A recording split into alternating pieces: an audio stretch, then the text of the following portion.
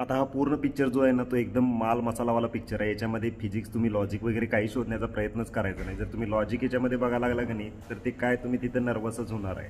त्यामुळे जर लॉजिक शोधायच्या नादाने गेला तर तुम्हाला ते थर्ड क्लास पिक्चर वाटणार आहे। बाकी फक्त एन्जॉय करायचं आहे, ठीक आहे।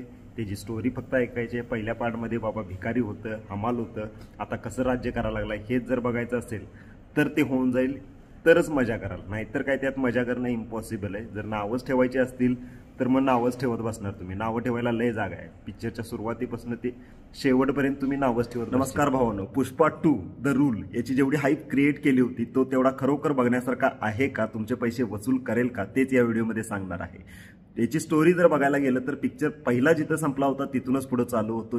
पहिल्या पार्टमध्ये पुष्पानं ज्या इन्स्पेक्टरचा अपमान केला होता तो त्याचा एक सगळ्यात मोठा विलन आहे।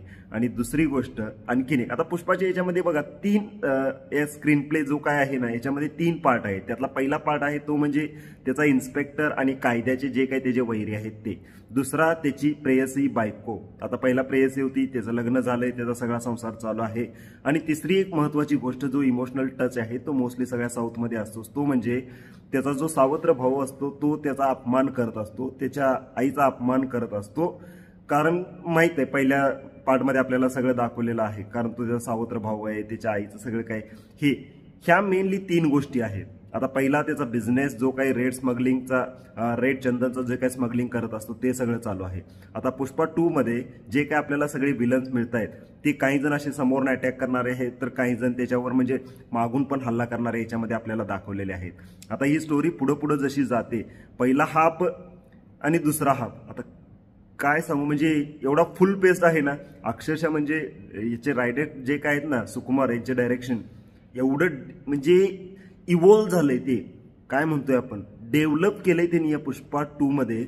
जेवढे पैसे मिळवलेले याच्यामध्ये दिसतात ना, मी तर म्हणतोय तेवढे पैसे या पिक्चरमध्ये घातलेले पण आहेत त्यांनी, आणि ते प्रत्येक सीनमध्ये तुम्हाला दिसेल। अक्षरशः यातली ऍक्शन म्हणा, यातले इमोशन म्हणा, यातलं म्युझिक म्हणा, सगळं काही टॉप लेवलचं आहे। फक्त एकच गोष्ट बाद आहे या पिक्चरमध्ये, ते म्हणजे ती किसिक सॉन्ग। किसिक सॉन्ग हे व्हिज्युअली तुम्हाला इम्पॅक्टेड आहे, व्हिज्युअली तुम्हाला खरोखर अट्रॅक्ट करेल ते, पण याचे जे वर्डिंग्स आहेत ना ते खरोखर ऊ अंट वावा बेस्ट। पार्ट 1 मधले जे काही ऍक्शन सिक्वेन्स होते ना ते एवढे मोठे नव्हते, म्हणजे लेंदी नव्हते ड्युरेशन, पण पार्ट 2 मधले जे काही ऍक्शन सिक्वेन्स घेतलेत ना ते 2 ते 3 एवढे मोठे ऍक्शन सिक्वेन्स आहेत, ते 10 ते 15 मिनिटाचे। आणि पिक्चरची जी काही लेंथ आहे ना 3 तास 20 मिनिटाची, ती तुम्हाला म्हणजे इतकी बोरिंग वाटणारच नाही। कारण का, आणि तो स्पेशली तो एक सीन जतारावाला तो जबरदस्त आहे। आणि अक्षरशः म्हणजे मी तर म्हणेल हे सगळं जे काही केलंय ना हे फक्त त्या अल्लू अर्जुन आहे म्हणून तिथं झालेलं आहे, नाहीतर त्याच्या जागी दुसरा कोणतर असतात तर हा गेटअप करणं आणि ते करणं ते काय इम्पॉसिबलच होतं रे, ते काय होऊच शकलं नसतं।